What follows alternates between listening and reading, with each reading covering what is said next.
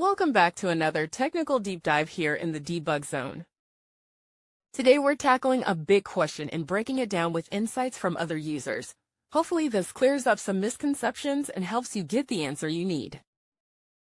So buckle up, stay a little curious, and let's jump right in.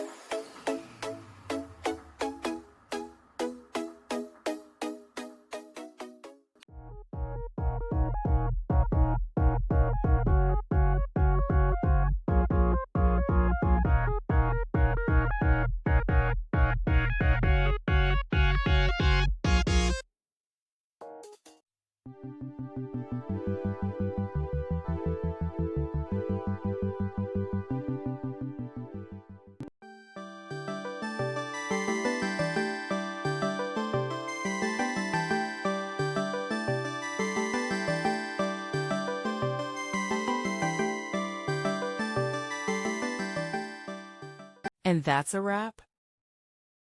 I hope you found the answer you were looking for. If you did, take a second to hit that subscribe button. It really helps out. And let me know in the comments which solution worked best for you. See you next time in the debug zone.